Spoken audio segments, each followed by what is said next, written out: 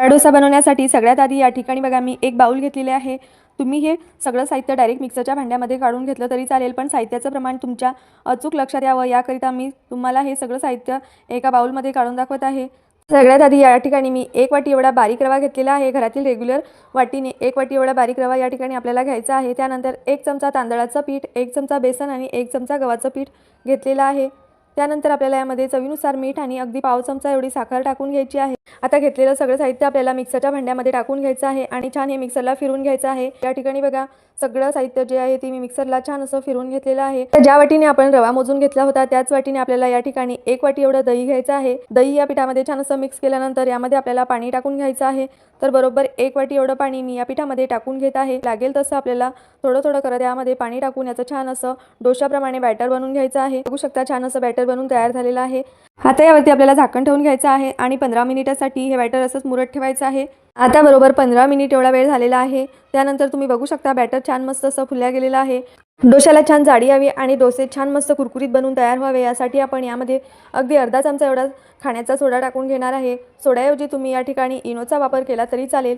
आता या सोड्यावरती आपल्याला अगदी 1 ते 1.5 चमचा एवढं पाणी टाकून घ्यायचं आहे आणि हा सोडा छान मस्त बॅटरमध्ये मिक्स करून घ्यायचा आहे। तर या ठिकाणी बघा आपल्याला बॅटरची कन्सिस्टन्सी ॲडजस्ट करण्यासाठी अगदी थोडंसं पाणी या बॅटरमध्ये टाकून घ्यायचं आहे। पाण्याचं प्रमाण थोडं फार कमी जास्त सुद्धा लागू शकते। तवा सुद्धा छान असा गरम करून घेतलेला आहे। तवा गरम झाल्यानंतर आपल्याला गॅसची फ्लेम बंद करून घ्यायची आहे। त्यानंतर यावरती आपल्याला ब्रशने किंवा चमच्याने छान असं तेल लावून घ्यायचं आहे आणि तव्यावरती हाताने थोडंसं पाणी शिंपडून घ्यायचं आहे। पाणी शिंपडल्यानंतर आपल्याला हे पाणी टिश्यू पेपरने किंवा एखाद्या कपड्याने छान असं पुसून घ्यायचं आहे। पाणी शिंपडल्यामुळे तव्याचं टेम्परेचर तर कमी होतेच, पण आपण जे तेल तव्याला लावून घेतलेलं असते त्या तेलाचा लेअर सुद्धा पुसला जातो आणि छान एकसारखा असा डोसा तव्यावरती पसरला जातो। डोसा बनवण्यासाठी तवा छान मस्त असा रेडी झालेला आहे। आता आपण तव्यावरती 1.5 चमचा एवढं बॅटर टाकून घेऊया आणि छान मस्त एकाच डायरेक्शनमध्ये गोल गोल फिरवत अगदी हलक्या हाताने हा डोसा आपल्याला तव्यावरती छान पातळसा पसरून घ्यायचा आहे। तर या ठिकाणी तुम्ही बघू शकता मस्त छान अगदी पेपर डोशाप्रमाणे मी या ठिकाणी हा डोसा छान पातळसा पसरून घेतलेला आहे। डोसा पसरून झाल्यानंतर आपल्याला यावरती 1 चमचा एवढं तेल टाकून घ्यायचं आहे आणि मध्यम आचेवरती आपल्याला हा डोसा छान असा भाजून घ्यायचा आहे। या ठिकाणी डोशाला छान मस्त सोनेरी रंग आलेला आहे। आता अगदी अलगद आपल्याला हा डोसा काढून घ्यायचा आहे। तुम्ही या ठिकाणी व्हिडिओमध्ये बघू शकता डोशाला जाडी किती छान आलेली आहे, तसेच रंग सुद्धा खूप सुंदर आलेला आहे।